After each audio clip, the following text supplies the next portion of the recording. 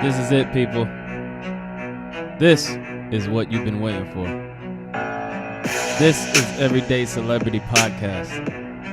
The podcast for everyday people with everyday problems, trying to find everyday solutions to accomplish everyday goals.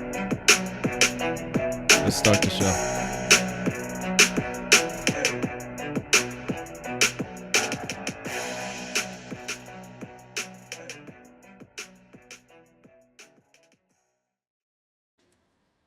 Hello, my name is Neferttiti, and this song is called Good Morning Sunshine.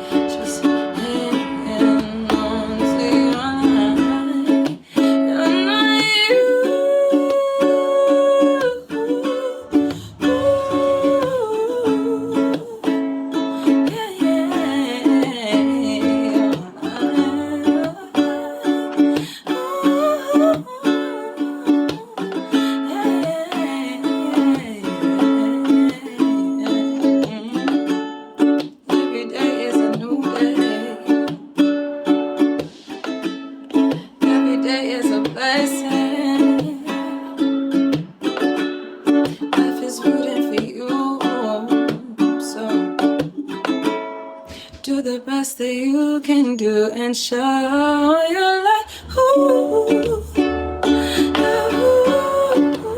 I'm not you. I'm not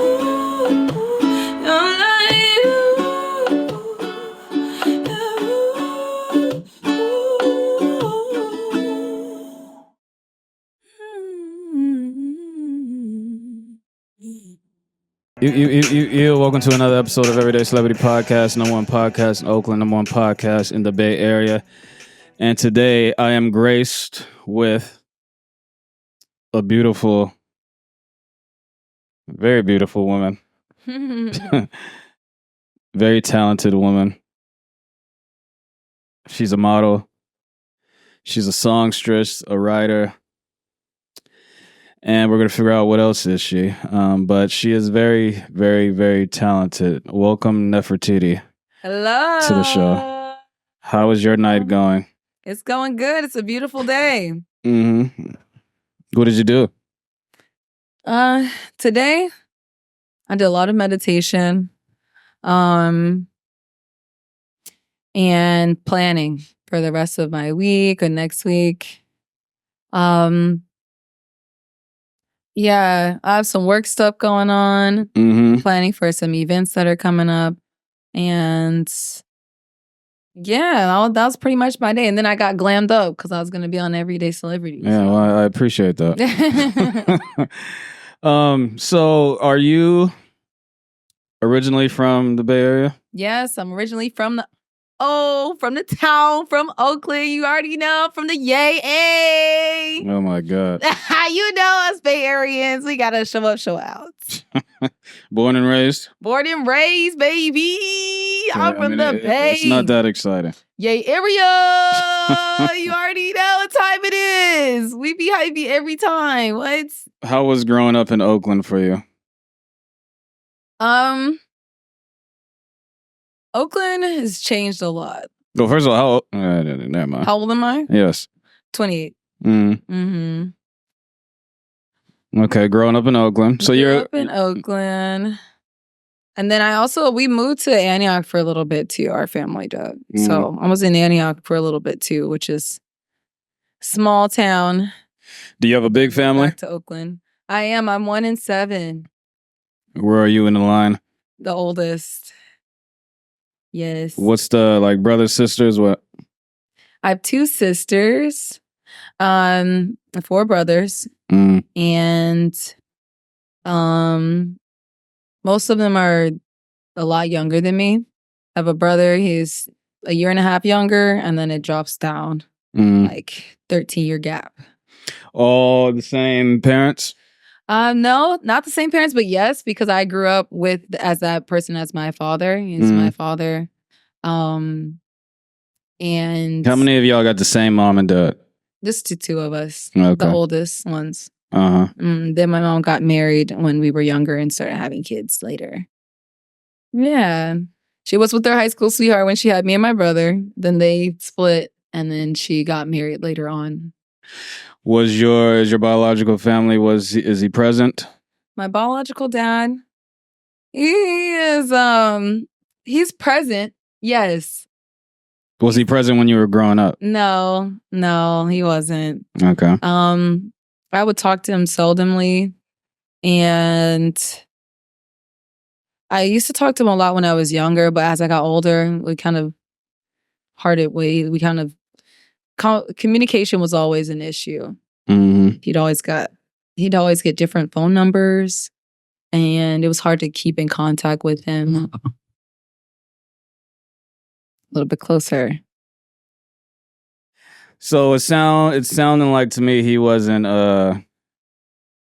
It's not that hard for you, a man, to keep in contact with your children. Yeah, he wasn't really in the area either. He moved to SoCal. So that was an issue. But I feel like his personality and parts of himself and parts of that side of my family has always been inside of me. So I was able to bring that with my music and everything. Are your parents from Africa? No.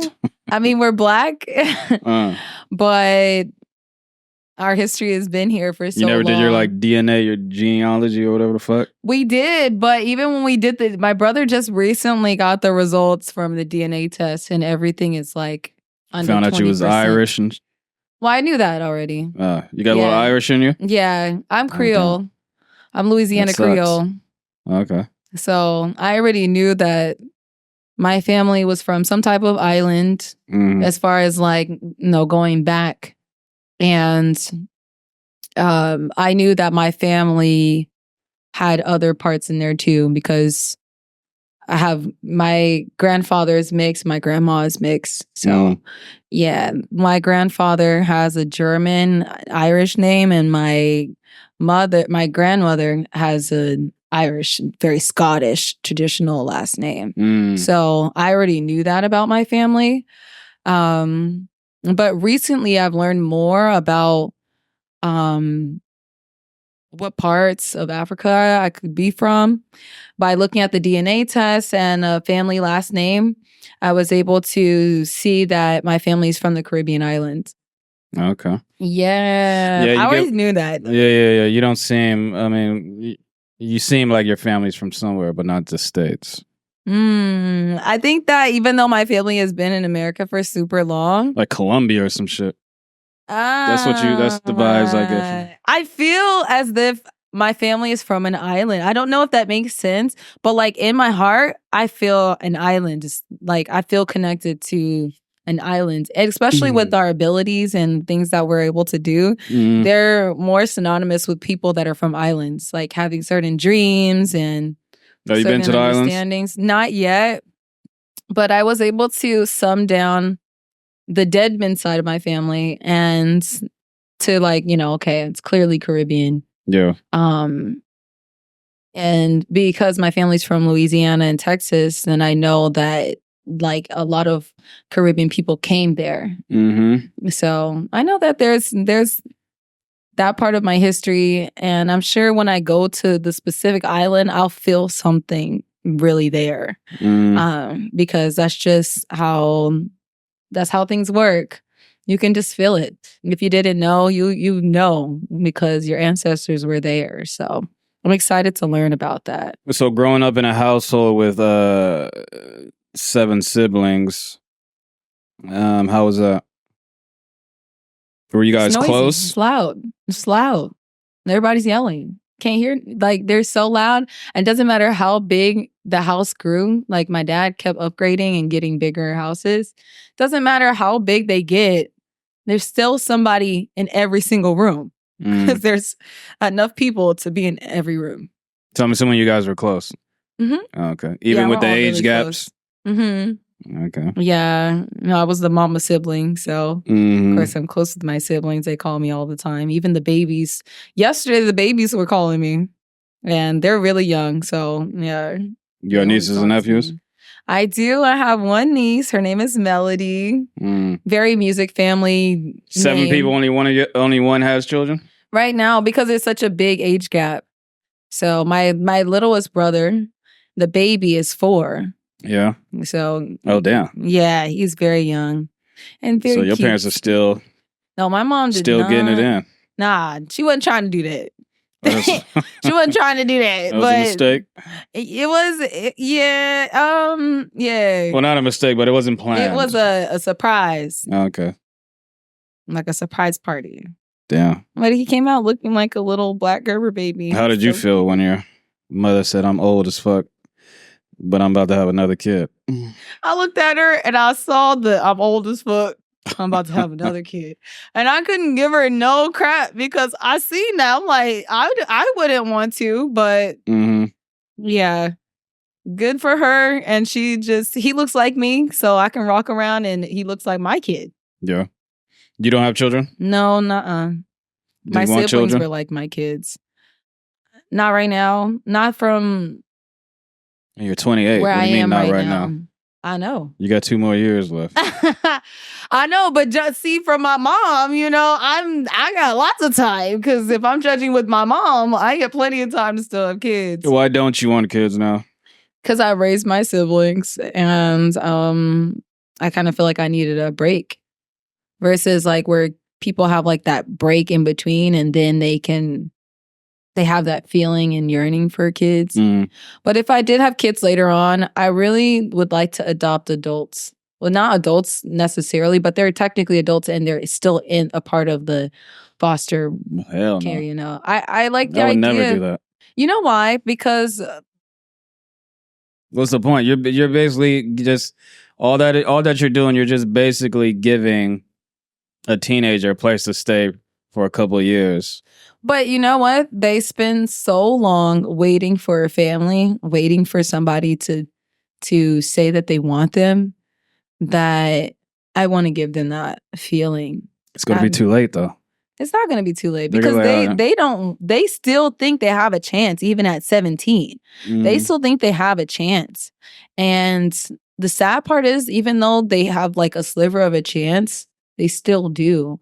And if I could offer a sense of like love and acceptance for those kids, then I would do that. Even though I could always adopt a younger kid, I just know that the older ones still want a parent, still want somebody in their life that shows them that they love them and they'll be affectionate and they won't leave.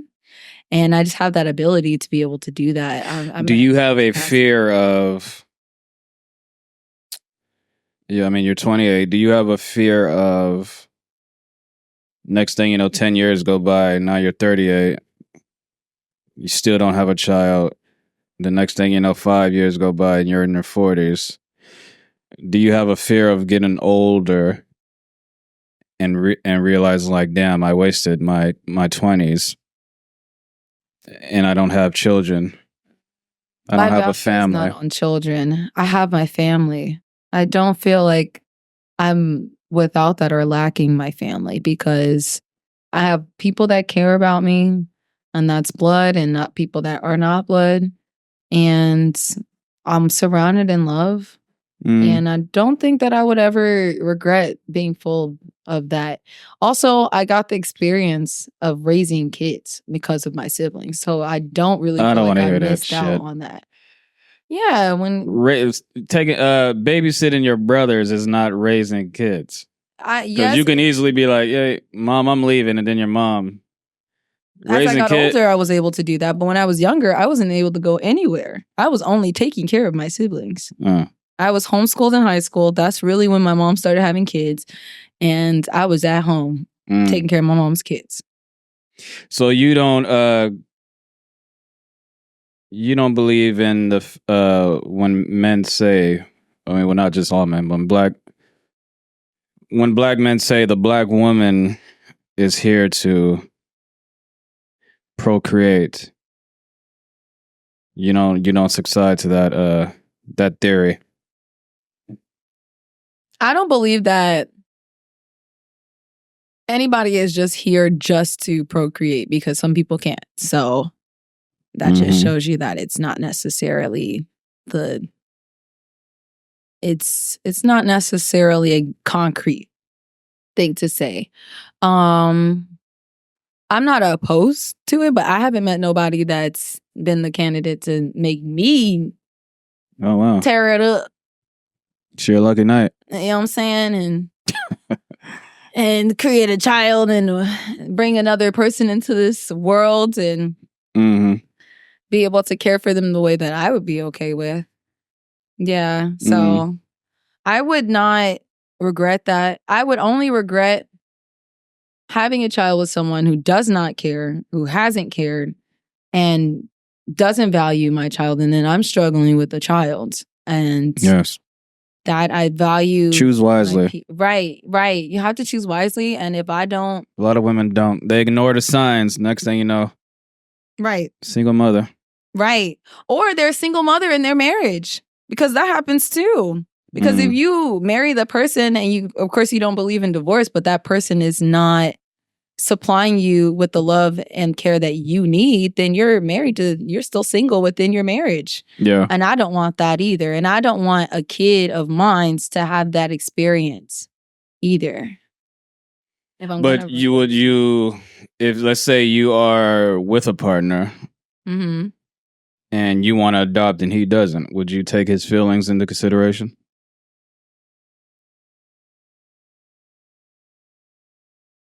Yes, but not really. Like, they're gonna have to be okay with that before we get together, because I'm gonna tell them. I'm very transparent, and I'm serious about that. Honestly, I wouldn't even mind having a foster care or a foster home to take care of older foster kids.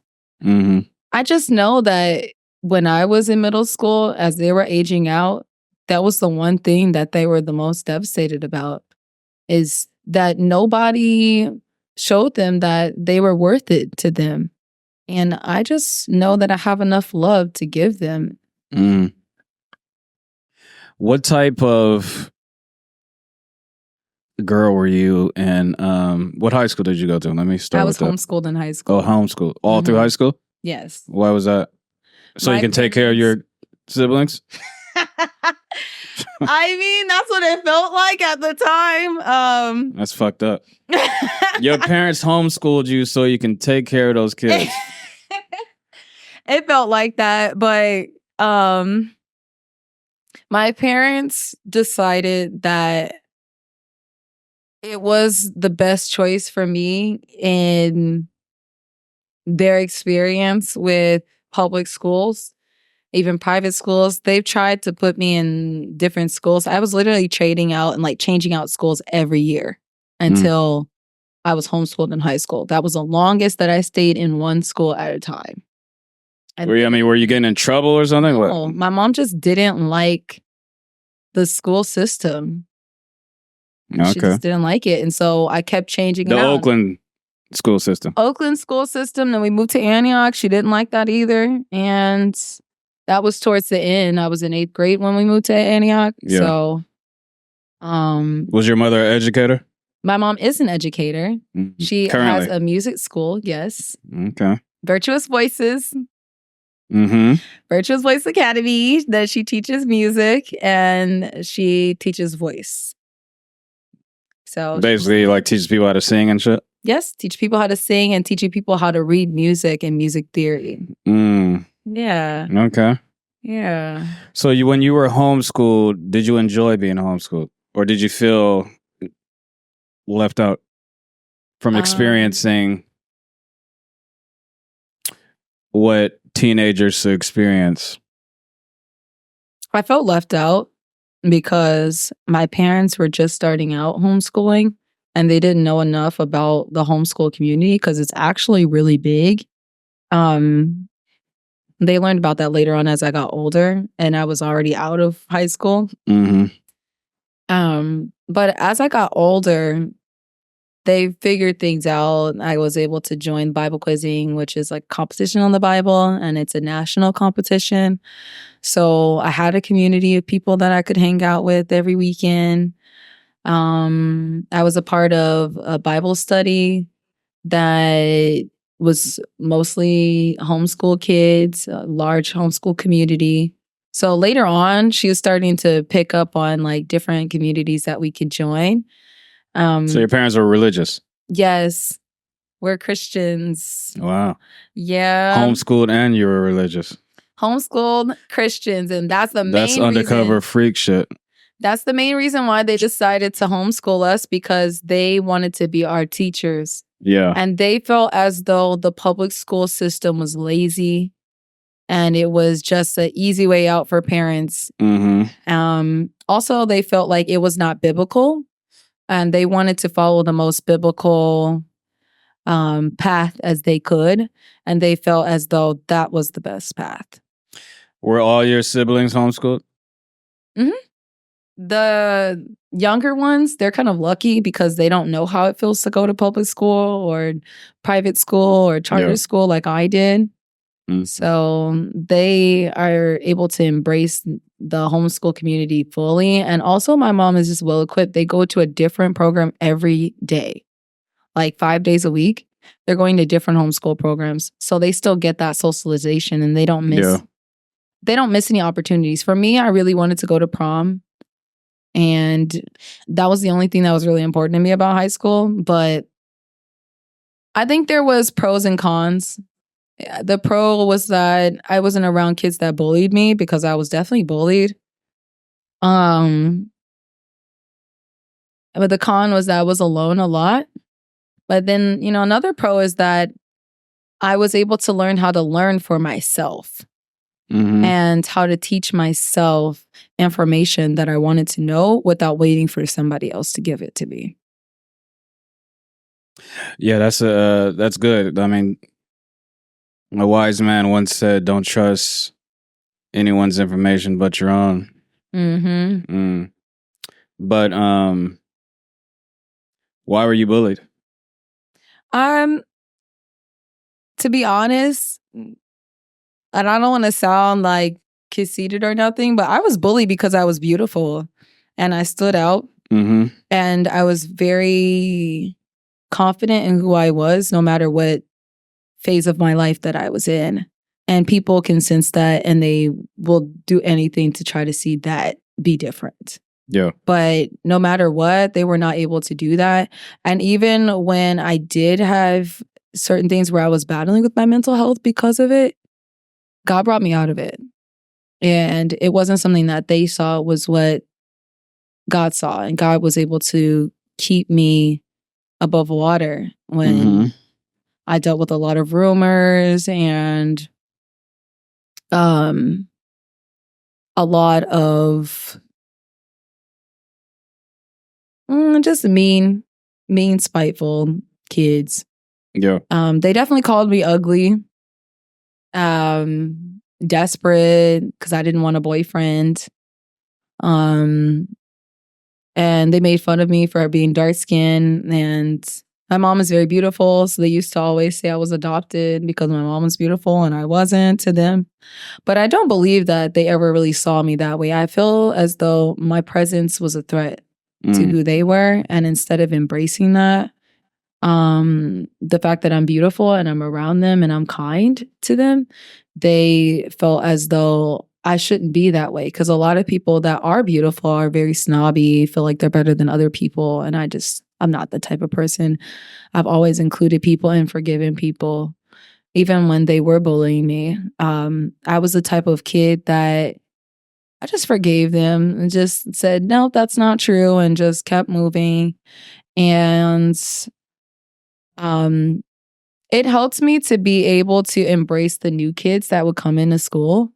So what I would do in school is I would take the new kid that would come in, no matter what part of the year that they came in, and I would help them to find their social group. I was one of those kids that kind of got along with all the social groups. So I think that also because I was so friendly, that was kind of a threat to people too. They didn't like that. They This wanted is middle to come school? up with stuff. Yeah, middle school, elementary school. They wanted to kind of tear down the person that's kind to everybody. They want to have something to say. Yeah. And they're like, why everybody like her? Like, I remember I got sent to the principal's office with this girl, and just because she used to bully me so much, they were like, why you do that? She said, just cause she can, and she had no reason. I never did anything to hurt her feelings. I just think that my presence kids can be just made cruel. her feel that way. Yeah. And because I know that, that's why I never changed as a person. Because I knew that it's whatever they're dealing with inside and at home. It has nothing to do with me. They're just using me as a avenue. When I was growing up, and when I was in high school and middle school and shit, there was no such thing as fucking bullying. Like we were getting bullied, but it wasn't a thing. And back then it was like some crazy shit. Like when I was growing up, there were school shootings was unheard of. Right.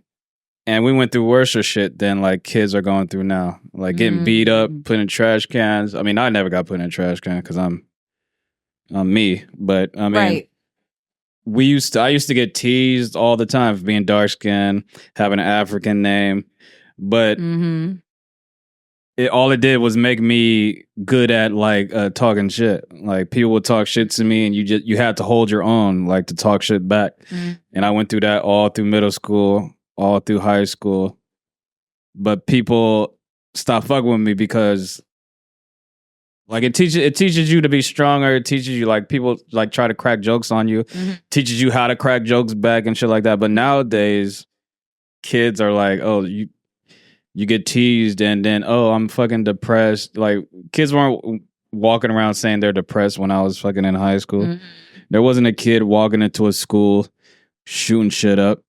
And we literally went through the same thing, but the only difference is like the sensitivity now and then back then was like totally different. And I feel I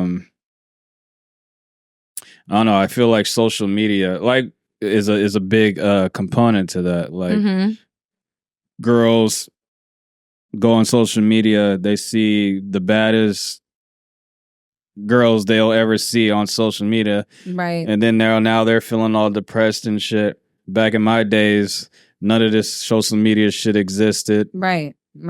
Fucking girls weren't even dressing like sexy. They were wearing baggy pants. Right. They were dressing like boys. Right. That's how I was like dressing. no one in high school was showing their titties. Absolutely not allowed. Yeah, exactly. I mean, it was not allowed. Even the girls who had titties weren't even showing baggy ass shirts, baggy starter jackets. You know what I'm saying? Baggy ass jeans.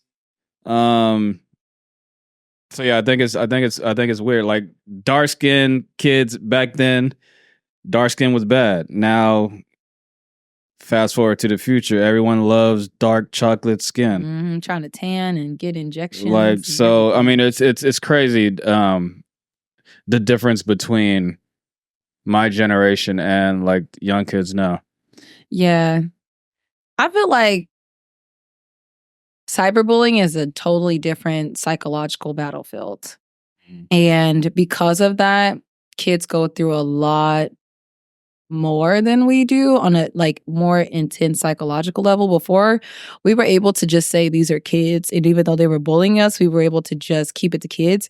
But on social media, it'd be adults talking and like saying stuff about kids, and I think that's the craziest part. And I think that social media has helped us to be able to embrace ourselves as the melanin community because we were able to unite in that way. And even if people were saying something, there's so many other people that are going to speak out about it and be like, hey, you know, you're wrong about this. You're wrong about saying something about their skin tone or whatever it is. And wrong about talking about someone's name. Like, when I was growing up, I had the principals and the teachers talking about me. They used to make fun of my name when I was growing up and how soft-spoken I was. And even though those were adults, it was only 2 adults or 3 adults that were doing that versus a group of adults online talking and like just not really having a filter or like morale. Like, think about all the people that are bullying or like talk crap about Blue. She's just a little girl. They're like, oh, well, she's not dancing like Beyonce. And it's like, but why does she have to dance like Beyonce when she's a kid? First of all, I would never put my children on social. If I had a child, I would never take pictures of the child and put them on Instagram. I would never put my children on social media. It's just weird to me. Yeah. Because there's so many fucking like weirdos out there. Right. I've seen on Twitter someone like took a screenshot of this weirdo who commented on Steph Curry's daughter. Steph Curry took a picture of his daughter, his oldest daughter, and put it on social media. And then like some weirdo said some nasty shit like, oh, I can't wait. I wish I can rape her or some shit. He said that, and it was on Twitter. That's really sad. That's disgusting. It's very disgusting, and that's the point that I would never like put my children on fucking social media. Like, Kim Kardashian, the way she's parading her daughter around, her kids around all over social media. Her fucking oldest daughter, North, is like doing videos with grown ass men. Like those, like Kais and that, like why are you hanging around with a child? Right. That's weird as fuck. Right. I sure as hell wouldn't have been able to. Yeah. Yeah, I think the crowd is too mixed. But also, back then it was so simple. The bullying was simple, and now it's just more complex. Yeah. Even though we have a way for people to be able to get out of that, social media is really disgusting when it comes to what you can, the rabbit hole that you can go down. Because like they've done an experiment about anorexia, for instance. And if you look at enough stuff about anorexia on Instagram, all you see is people that are not eating and are anorexic. And then it can cause that person to be that way. Or think in the body dysmorphic type of way. Yeah. But I think that we're also embracing mental health in a different kind of way than we were before. Yeah. Because I think some of those people, even at our age, carried it on later on when they got older and they didn't release it. And now we're talking more about releasing those things. So even though they might be going through those things, now that they're younger, they're going to be able to get out of it sooner as well. Yeah. I just believe we need to bring, I think my generation is the last of a dying breed. Like if we if we let this generation take control of America, we are fucked. You know what I'm saying? Like bring back females who want to be females. Bring back men who are actually men. Yeah. Like bring back certain gender roles. Like, come on now, let's bring back like old shit, like niggas walking around wearing thongs and painting their nails. You know what I'm saying? And nobody batted an eye about Apollo wearing a crop top and some short shorts. He was still a man. Exactly. And like, nobody was feeling threatened by him at all. Bring back fucking... I find it disrespectful if someone comes up to my mother or one of my sisters and be like, you're a damn, what the fuck do they call it? You're I think they say cis, a cis woman, meaning you're a natural woman. Yeah. No, nigga, my mother is a woman. Right. My sister is a woman. Right. She's not no fucking cis woman. She's a fucking woman. I think, and I think women should feel disrespected that they're being called cis women. Right. Like you're a woman. You're letting some transsexual or whatever the fuck, gay person or whatever, make a word for you when you are the natural woman on earth, and they're calling you cis, like creating a new word for you. Yeah, I think that it's unnecessary. I definitely think it's unnecessary to impose a mindset onto someone else when it comes to things that are just already law. Yeah. Just natural things. I think it's like for that the community, like the LGBT community, they kind of want to make the person a part of their community in a way by calling them cis when they have their own community. So I do understand that. I do think they try to force shit on others. Like no one cares anymore. It's like 2024. Like if you're gay, straight, lesbian, trans, whatever, no one gives a fuck. Yeah. But I feel like just don't try to make me. Yeah, I feel like they just want you to, I'm gay. I'm walking down the street. You should acknowledge that I'm gay. Like, no. Or acknowledge I don't care if you're gay. I'm straight. You're gay. Whoop-de-doo. Right. I don't really care. Yeah, no one cares nowadays. But I feel like they just want you, like the gay parade. Like, why do we need a gay parade anymore? Like, no one cares. Yeah. Half the motherfuckers that go to that shit are straight. That's true. You know what I'm saying? Like, That's true. who cares? No one cares about you being gay. Being gay is more normal than being straight nowadays. Yeah, When you tell that's people that, true. oh, I just like women or I just like men, they think that's weird. Like, what? You only like one thing? You don't like everything? They look at you crazy nowadays. So Yeah. I think the thing is like people are embracing those things, so they think that everybody has embraced it. mhm. And of course, not everybody has. But I think also what comes from it is people who want to like scope you out and see like on what level are you heterosexual.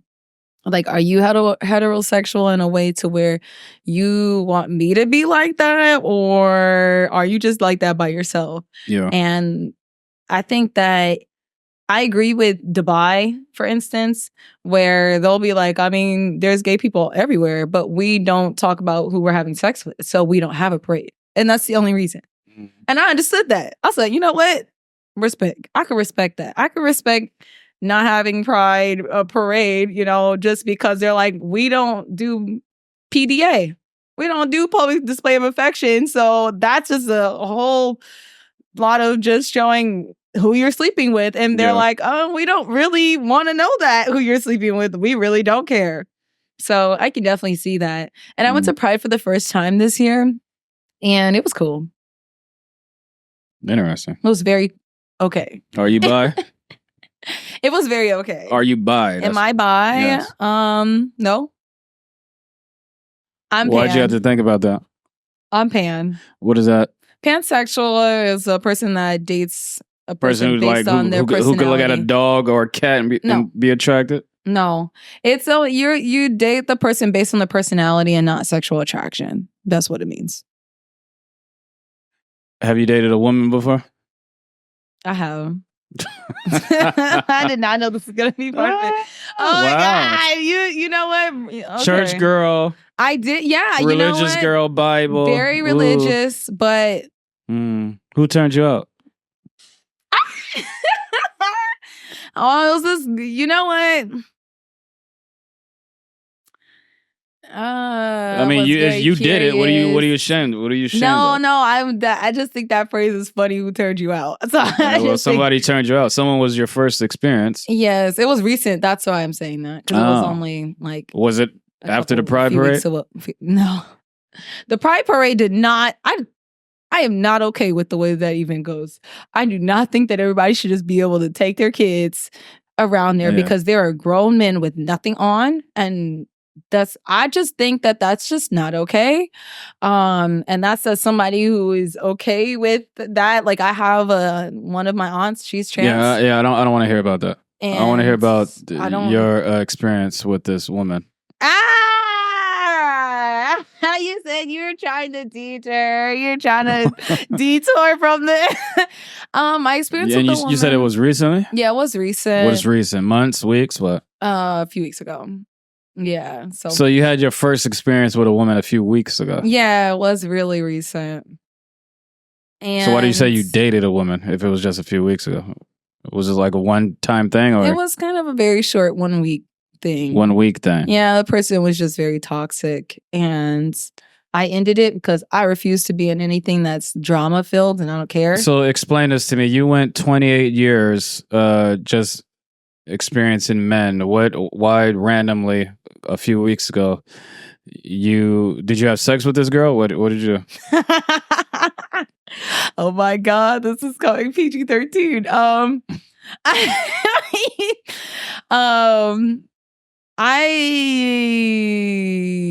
I definitely kissed her, and definitely like we cuddled and we're in the bed together. But okay, so 28 years. I have not had men. anyone do. I have not had a woman do like. There's been no penetration stuff.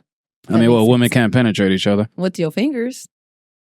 That's what. No fingers involved.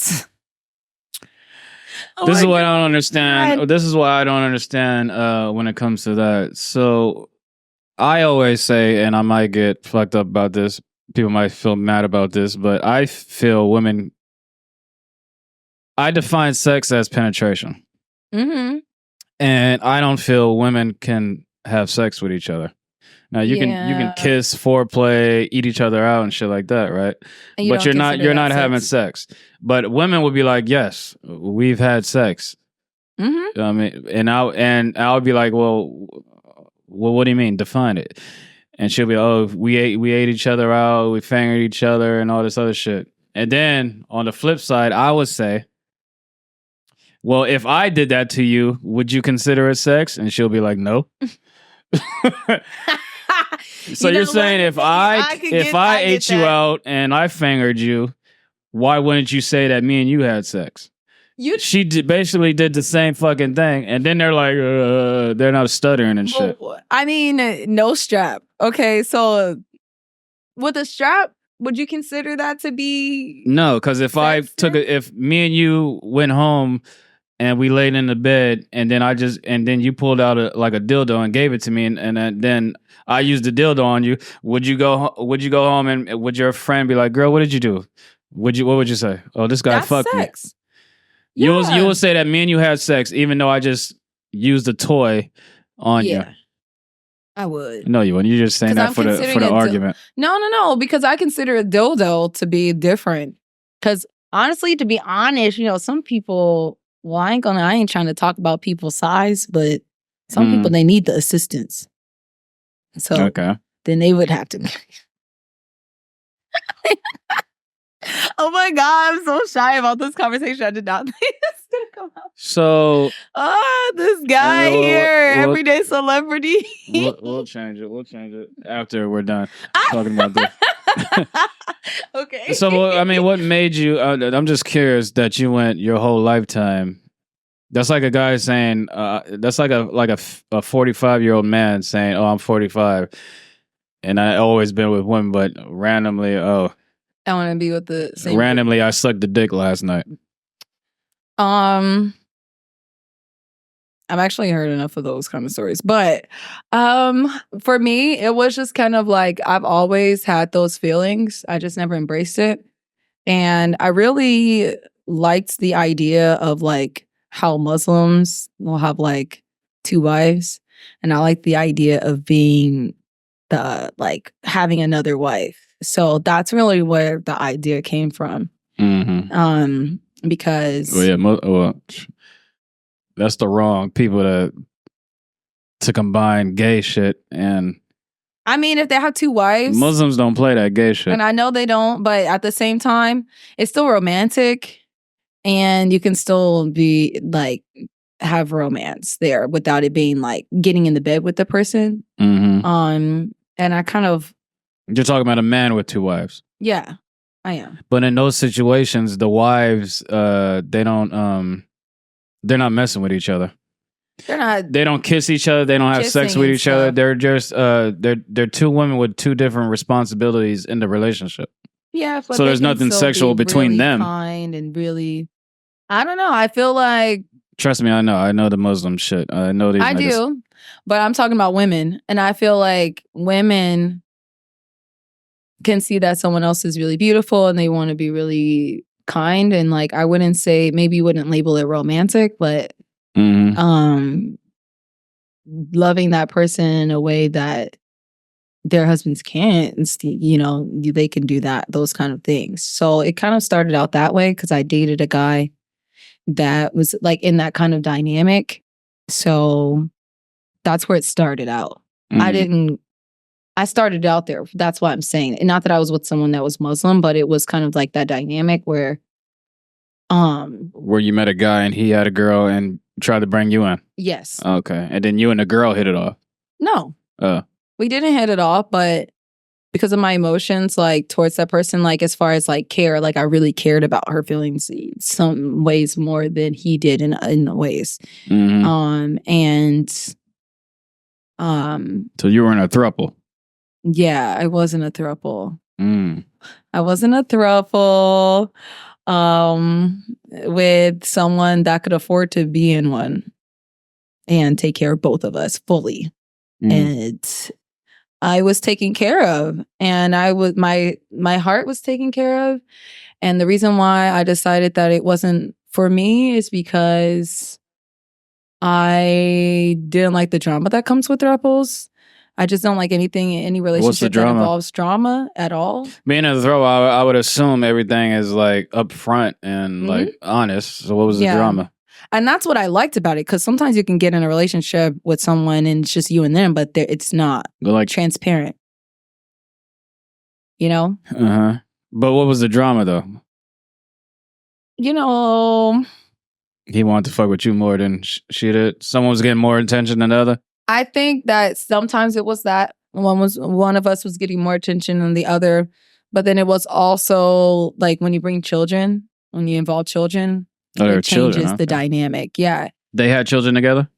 They did have a child while we were together, and the thing is, I wasn't okay with it, but she has an autoimmune disease, and having a kid could reverse her autoimmune disease, which is a very severe autoimmune disease. So I couldn't really say anything at that point, because I'm like, okay, you're having a child with someone to possibly save their lives.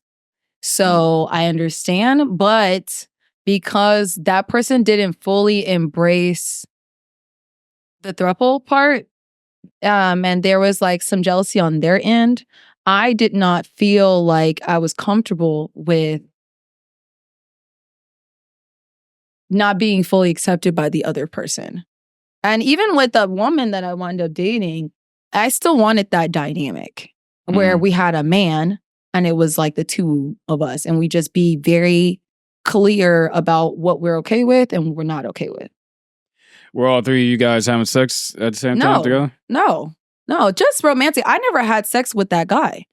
Even though we were dating for a year, I never had sex with him at all. So you dated this throuple. You were in a throuple for a year. Yeah. And then after that, you went on and met another woman. And I met the woman and I told her about what I said. And I said, I want to be married to a man. And I like the idea of being with a woman as well, but not as my primary relationship. So even though I was like started dating her, it was more romantic, it wasn't excluding that dynamic that I originally discussed, that I was originally okay with and comfortable with. So it wasn't the same way like how someone's like, I'm gay and I just want to date women, right? Yeah. It was more of like, for one, there's two women for every man, right? So I'm okay with that kind of dynamic. And I actually like the idea of having somebody that's romantic, if not sexual, but it's romantic with the person. Like if that just, like I'm romantic with myself and I take myself on dates, but I'm not doing anything with myself, you know? So just on that kind of level, that's really, you know, where I wanted it to be.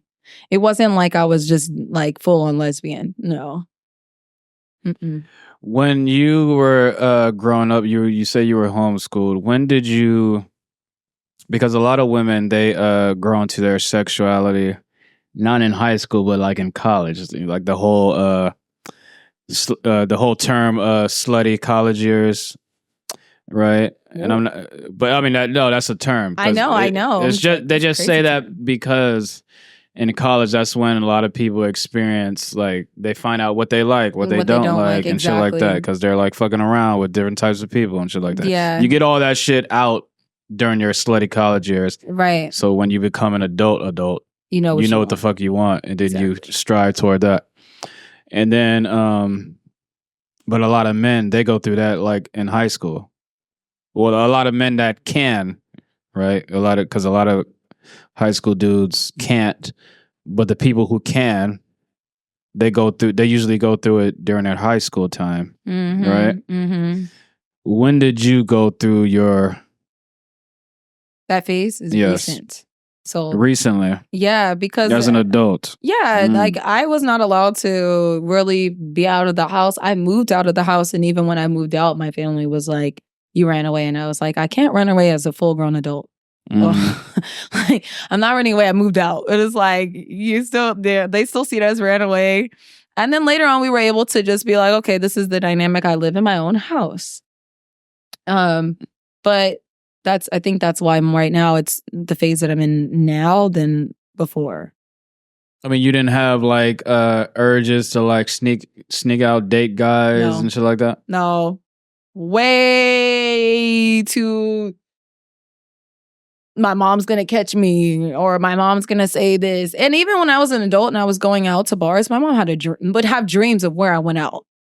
So even though I was just hanging out with my friend, my mom would have a dream that I was hanging out with my friend and then we went to the club. Okay, so I was gonna get busted. So it was like, nah, I ain't doing all that stuff. Plus, I don't even like people like that. Like in a way to where I'm like just easily just exploring in that kind of way. Yeah. So I think now it's a little bit more embracing. That's why I kind of embrace the idea of a throuple. Yeah. Or having a husband and then that person like, you know, having a wife too. So that's what you want now? What I want now, yeah, I kind of like the idea of having a husband and somebody that I can be transparent with in a female dynamic. Yeah. So that doesn't necessarily mean what we were talking about earlier. Just, I want a female companion. Nice. After you finished high school, right? Where did your journey take you? After I finished high school, I went to beauty school. I became an esthetician, which is like you go to school to learn about skincare treatments, things like that. And I had fun doing that for a long time. I was working in that field for like almost 5 years. And then I decided that that wasn't the path that I wanted to take anymore because I was running a shop with someone that wasn't honest about the revenue that we were making. And I had to leave because it honestly started feeling like I was just volunteering for her to make money. Yeah. And I didn't like that, but I did learn the ins and outs of running a business with her. And then I moved away from that. I was working a bunch of different jobs and passions. And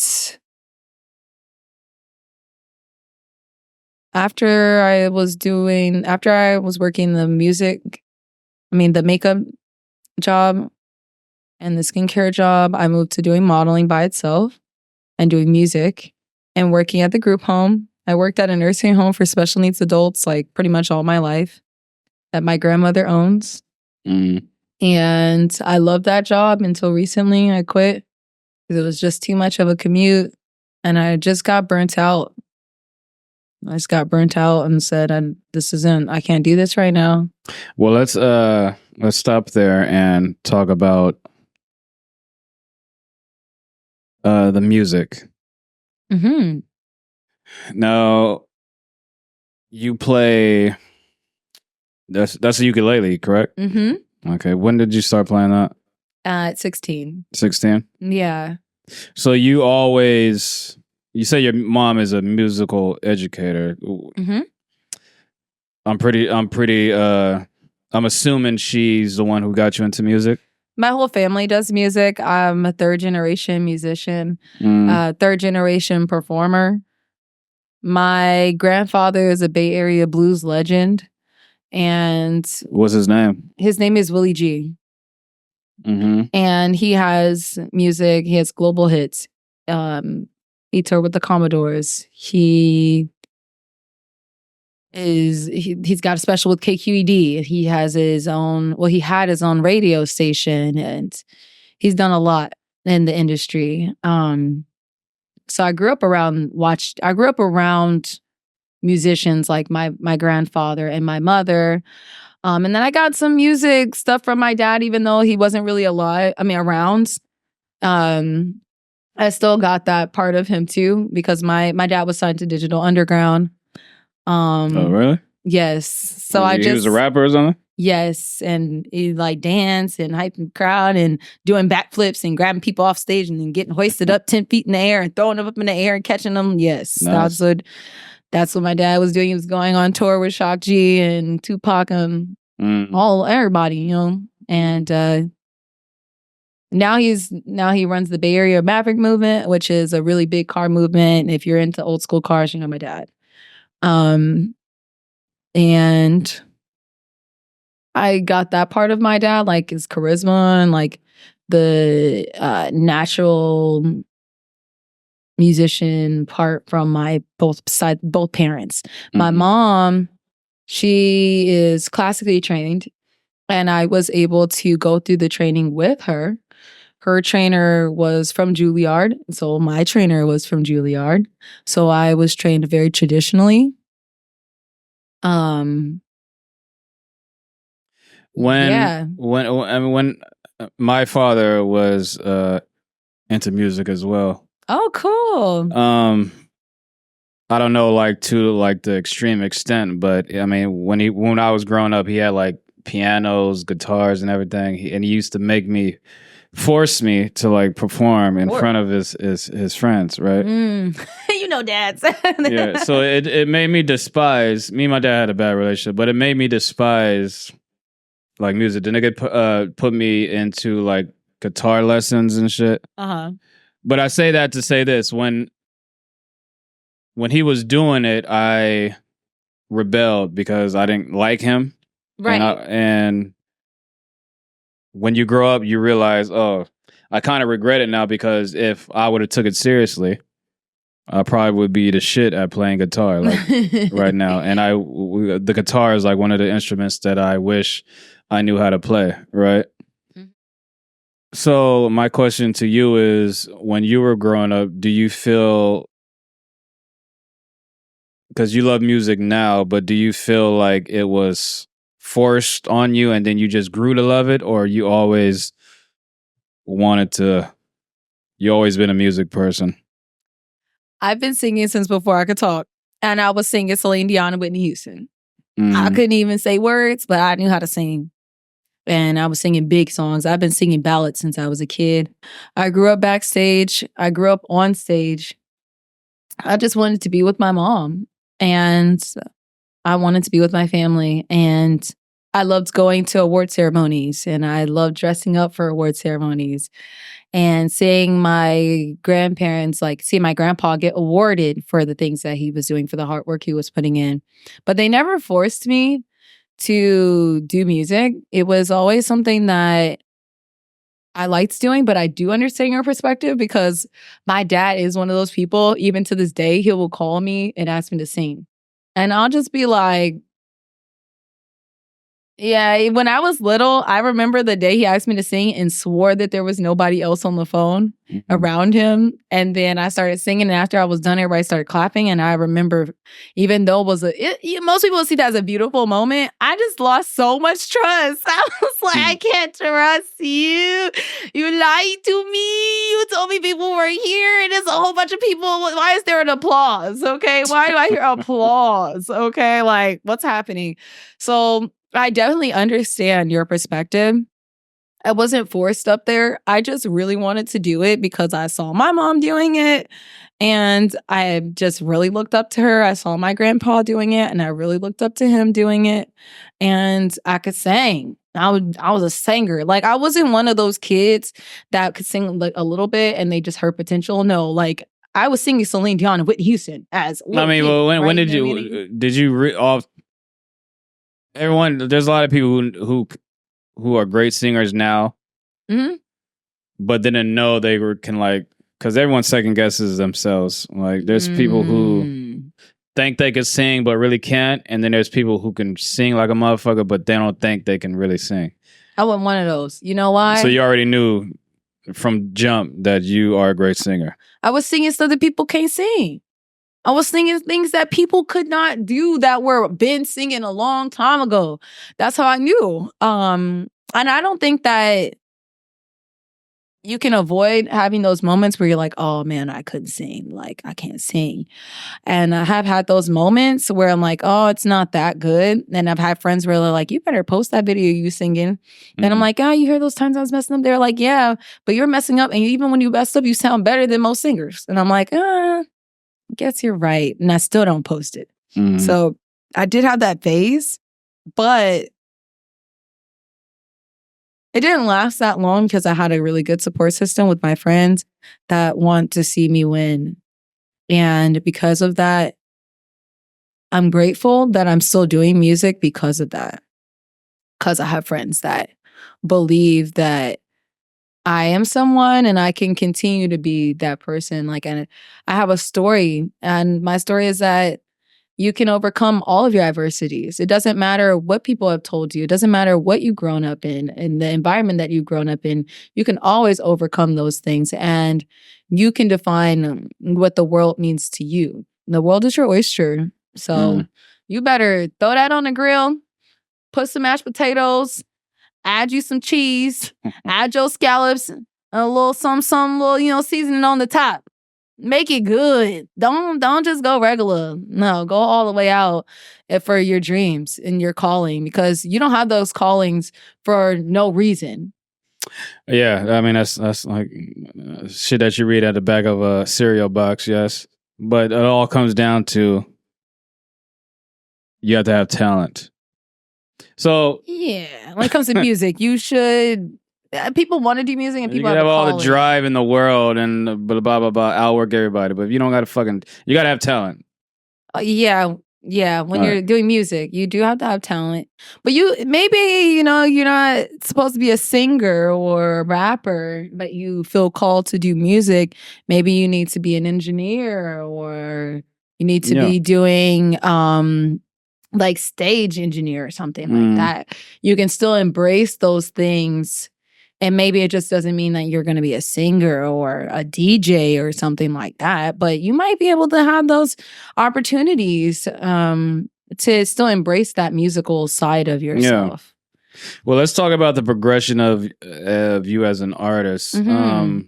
When did you find your identity as what type of artist you wanted to be? Recently. Recently. Yeah, recently. Because before I was just being the person that other people saw me as. Mm-hmm. And also I was just doing music because I thought it was fun, and because I can't get away from it, because I did try to get away from it. But it's not one of those things that I can just get away from. It's like, well, what type of music were you doing before? And what's the difference between the music you do now? I was just doing casual stuff. I was just singing casually, and I wasn't trying to perform. I wasn't trying to do anything. Mm-hmm. There was a large portion of my life where I wasn't on stage, and because of that, I really lost the wherewithal to do it. I didn't really want to get on stage. I didn't really want to be in front of people. But now I'm just like, okay, well, I'm going to be in the spotlight regardless of what I'm doing, how I dress, wherever I go. Be in spotlight just because it's just what I'm destined to be, like, in spotlight. I'm the spotlight, right? So I'm just more embracing that now, and embracing what that looks like, and the community of the people that I surround myself with that are also doing music or pursuing their callings. They have helped me to elevate. When your circle is elevating, then you want to elevate too. Mm-hmm. Mm-hmm. Did you? So you had stage. What? How did you get over your stage fright? I just do it anyways. Just do it. Just do it anyways. Full sin. When did you realize that you can? I don't know, like make a career out of doing music. Like, when did you start doing it seriously? To where like people would like pay you to perform and shit like that, People started asking me after Clubhouse, because I didn't pursue it until Clubhouse, and then I got famous on Clubhouse. Clubhouse, like the app? The app, yes. Okay. I got famous on Clubhouse. Singing in really big rooms with thousands and thousands and thousands of people in there. Oh, okay. But no one can like see. That's Clubhouse, right? Yeah, Clubhouse is the audio only app. And I was really popular on there for singing. I was going in different rooms, singing there, and there. And people were paying me to go in those rooms. And then I was having like big time like producers and musicians hitting me up like, hey, we got to collab, or hey, I believe in what you're doing. And when you see somebody who's a legend, when you get legends DMing you and they're talking to you, I started saying, honestly, I didn't want to do it, but I really felt as though God was telling me like, no, this is what I created you to do. And so it's like, oh, okay. So I slowly started embracing it. And then I said, I really don't want to do this because I'm very introverted. But I said, God, this is what you want from me. I'll do it. And show me the way. And I won't give up even when it's hard. And it has definitely been hard. I've definitely gone through my hurdles, but because of the things that I have been able to do as a success, it's been great. Like I have a song with NBC, and I wouldn't have been able to get that opportunity if I wasn't doing music on Clubhouse. I wouldn't have had that producer who is very well known, diamond producer, hit me up and say, hey, let's do some music, you know? And I wouldn't have been able to make the impact on people in a way that I have, like with performing and doing music. I've been able to really embrace the spiritual aspect of my music too, where I know that I can help people to heal through my voice. Not that I'm healing people, but you know, when you listen to music, it can be very therapeutic. So if I could be that vessel in that avenue, then it's a blessing to me to see that somebody is able to get through something because of me following my calling.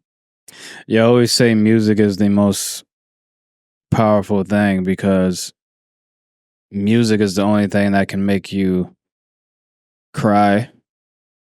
You hear a song, it can make you angry. Hear a song, it can make you kill. So music can literally make you do all types of shit. And then when you see someone perform, you could just look at someone like, if you see, just like Travis Scott, for example, if you watch his concerts, the power that he has over these people for that short amount of time, he can really just yell out in the crowd, hey, everybody, I want you to trash just the whole venue. And then people would literally tear the whole venue up. Hey, everybody, put your hands up and say, fuck you to whatever, whoever. And they would literally do that. Like the control that musicians have when they have concerts, that's a fucking powerful thing. Musicians have power that people don't have. And it is very tempting to go on either or side because it's the power of influence that we have. That's the scariest thing. And that was the scariest thing for me. I was really scared of what the power of influence, of my influence, was going to be. And I knew that that power is so strong. People really do listen to everything you do if you sing. Like if you do music and you're very, very gifted, people get swayed. Yeah, and you really need to have good morals. I don't believe that it's good that people are using music to control a narrative that is negative and that harms people or themselves mentally. But with great power comes great responsibility. And some people do go one way and some people go the other way. Now, I'm a beacon of light. I'm going to use my music to shed light in different ways. But some people, they just like control. They just like control. And that's like, for instance, Travis Scott is performing and, he can tell people whatever they want to. And he knows he has that power of influence and the power to control. You also, do you write all your songs? Yes. What do you... Because when I like music, I like dark songs. When it comes to like singing and R&B, I like, because I feel when people sing about like heartache and pain and darkness, that's the best music. Like the best songs are like sad songs. The best songs are like heartbreak songs. They're not like happy songs. Like that Pharrell, I'm happy. Like what? Everyone doesn't experience happiness. But you like Lose Control, Teddy Swims. What? Lose Control? Never heard it. Oh, look it now. You gonna like it now though. You never heard Is it that song? white dude? Yeah. I lose. Oh yeah. I like that song. Like you can hear like the pain next to me. the pain in his fucking voice, right? So when you hear shit like that, I feel like artists, when they write music similar to that, it resonates more because everyone can relate to like some type of pain, some type of loss, some type of heartbreak. But a lot of people can't relate to, oh, I'm happy, I on top of the world, I'm on a yacht. Like no one wants to hear about that shit. So what type of music and songs do you like to write to? Yacht. What do you like to write about?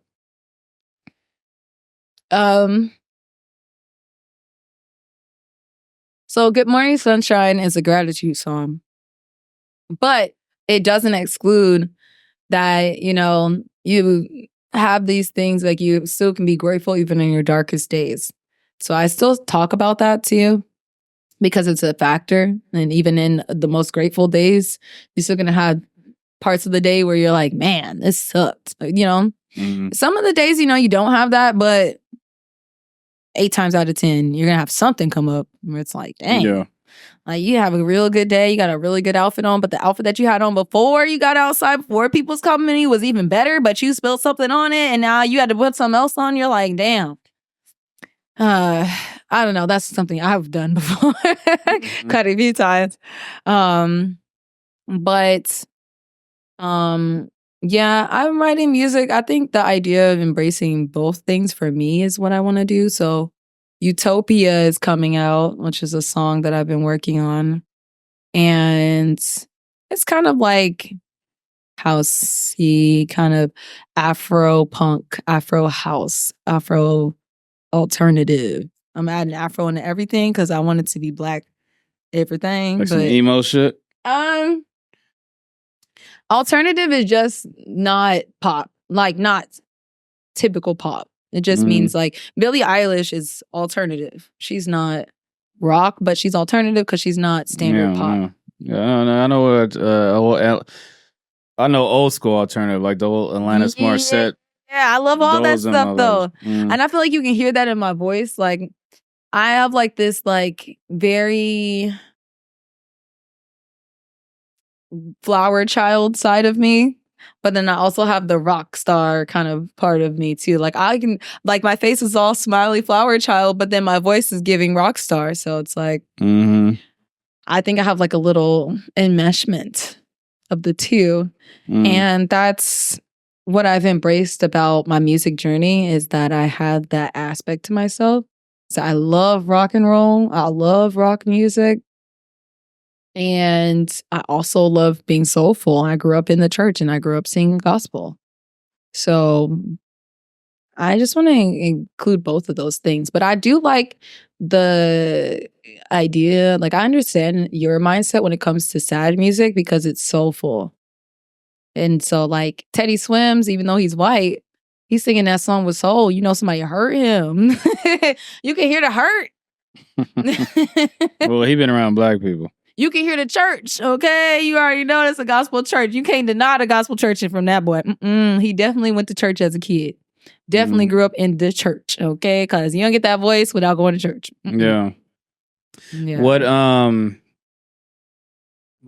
I mean, are you working on like albums or you just put out random songs here and there? I'm working on an album right now. I'm working on more than one project. I'm just waiting for one of the projects to come out with the right distribution. And the album that will be coming out is going to be just for fun. Okay. But I'm trying to be strategic when it comes to labels and different things like that. So I like the idea that I'm at that point in my career to where people can see my talent. They see me performing. They see me doing different things, but they can still claim the discovery. I'm still in that stage where I still make money performing, singing the national anthem, for instance, for sports events. And they can still hear me singing, or I sing my own music and I'm traveling and stuff. But I have not been, quote unquote, discovered yet. I'm doing that on purpose because I'm waiting for the right contract. Yeah. Because the music industry can be really deceitful. Do you think you are strong enough to make it in the music industry as a woman? Yeah, if I can make it in modeling, I can make it in the music industry, because modeling... You think they're the same? Modeling is a different level because, yeah, you feel very vulnerable when you're sharing music because it's something that you create. But modeling is like they're talking about you, and then they're still telling you not to take it personal. But I know people that have gotten interviews with modeling. Mm-hmm. I feel like music. The criticism that you'll get in music is way worse than you'll get in modeling. Because modeling, you're just, oh, here's my picture, pick me or not, and then they pick you, and then you're already considered like good looking and shit because you're picked. And then but when music, you don't get picked though. I mean, yeah, but if you don't get picked, you just don't get picked. You feel that shit because people ain't gonna talk shit. I didn't get picked. People are not talking shit about you. They're just like, oh, we'll pass on this. Yeah, they do. Okay, well. They talk shit. They don't hide it. Music, you're gonna have to go through. Oh, I think I put so much into this song. It's my heart and soul. Mm-hmm.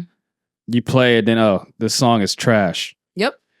And then you're gonna deal with being a beautiful woman. You're gonna deal with all the male-female interaction. Mm-hmm. And like people wanting to work with you just to like try to fuck. And right. I feel like that's way more worse than the modeling world. I mean, photographers do the same thing as producers do in the music industry. And you have to have thick skin in either worlds because at the end of the day, it's the entertainment industry. And they're both entertainment industry. And anytime you do something in entertainment industry, you face negative criticism. And you face it in a very personal way. It's not like you can just be told that you're ugly and then you move on. No, I mean, somebody call you ugly and you wanted that job and you wanted that opportunity. And instead of them just declining you, like, for instance, because they think that your resume doesn't align with their values or something, got a job. No, they're doing it because you got too much acne or something. Like, I have a friend that went to a really big agency, got an interview, and they said she had too much acne. So she didn't get signed. And what's she supposed to do about that? Clear her skin up. Yeah, exactly. But then she got to go through the process again. But it sucks. You get all the way up there.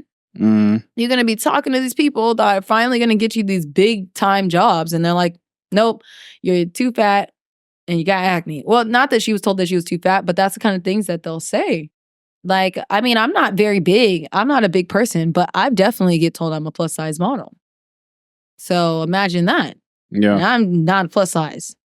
But in the modeling world, they very snotty. They're very snobby and very materialistic. They can be very materialistic. I mean, well, you are in two of the most, what's the word I'm looking for? Precocious? I don't even know if that's a word, but two of the most industries that are bad for... What's you know the word I'm confidence? Looking for? Well, confidence, but it's another one I'm looking for. Two of the worst and two of the most worst industries. That's all about like looks and like self-esteem and like that can hurt. Superficial? Yes, superficial industries. Mm-hmm. Why?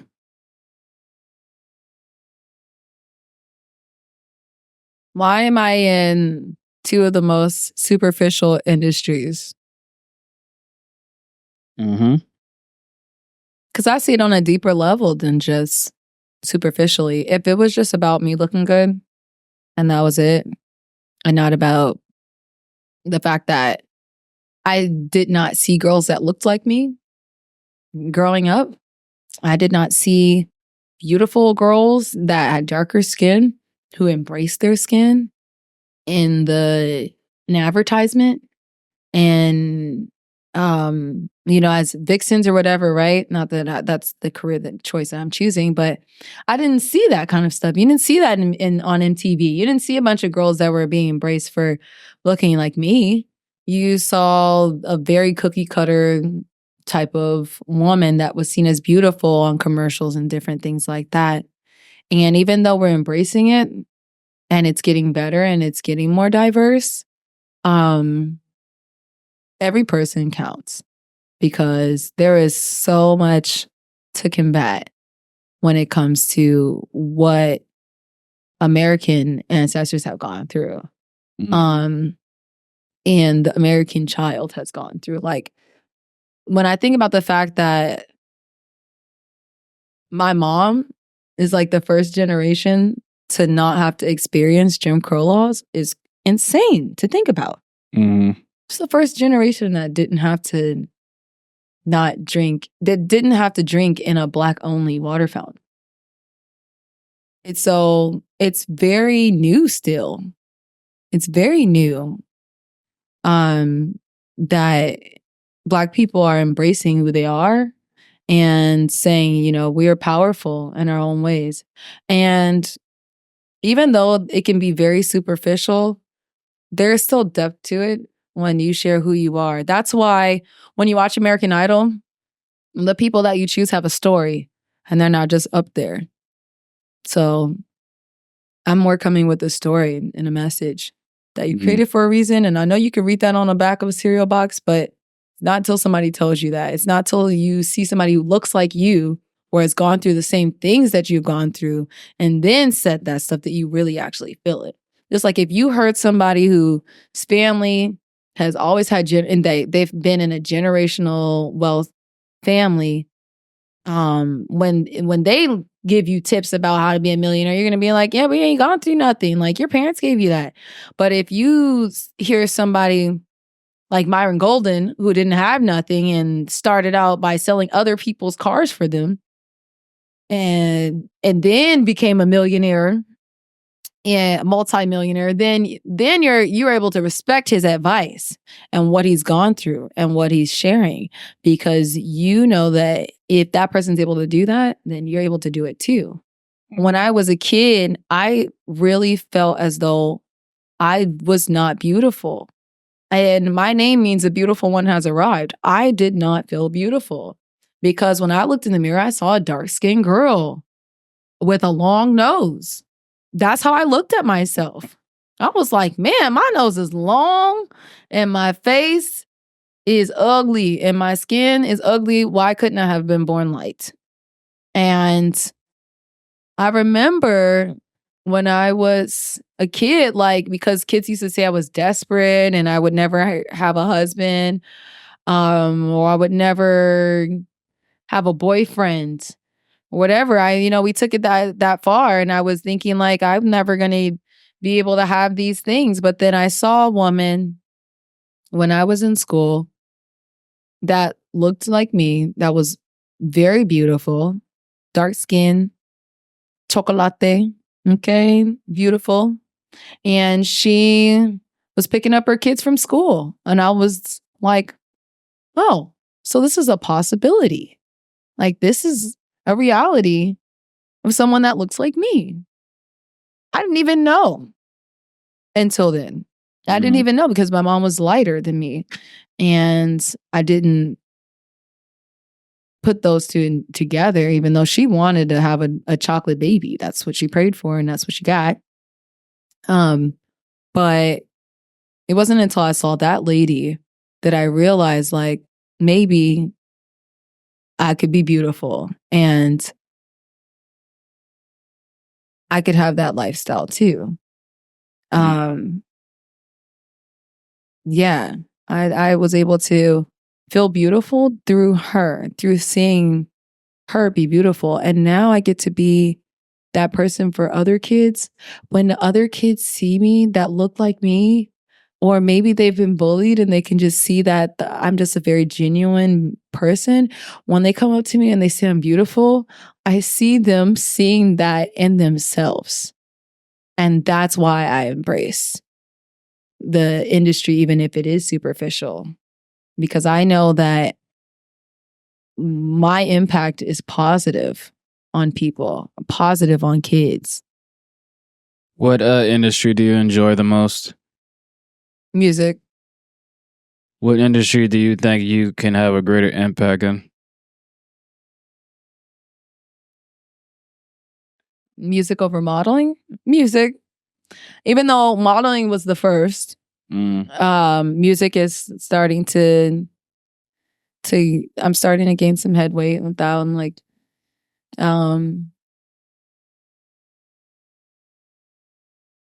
yeah, I'm starting to embrace it more in a way to where I'm releasing a lot of fear.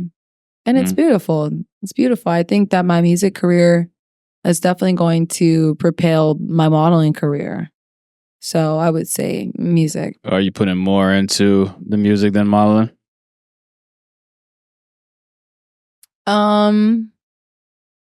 Yes.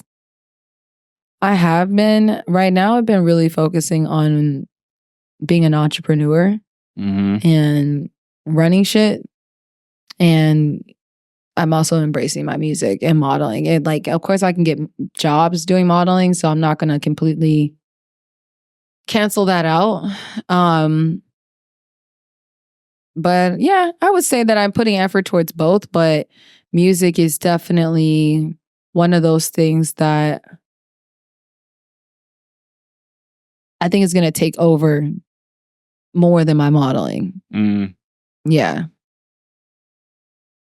Do you still have those same insecurities now than that you had when you were younger? No, I'm Coco Yonsei. What? I'm Coco Yonsei now. Like Coco Yonsei? Coco Yonsei. Okay. Queen now. Before I was a princess, but I didn't know. And then I had to pick up that crown and put it on my head. And I had to never let it drop. Never let it fall.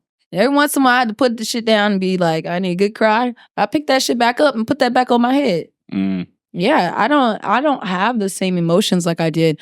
I literally would not be here if it wasn't for God literally reminding me I'm here for a reason. Like I would not be here. And so because of that, I just take it day by day. Every time I go through feelings where I'm like, I'm just so burnt out and overwhelmed. I remember that there's other kids that feel the same way. And if I can be strong, then they can be strong too. Like I can help them to be strong. And that helps me. Yeah. Well, tell the people where they can find you on your socials, whatever you got coming out music wise, whatever you're working on, if you want to promote anything. My Instagram is Neferttiti Steward because that's my name.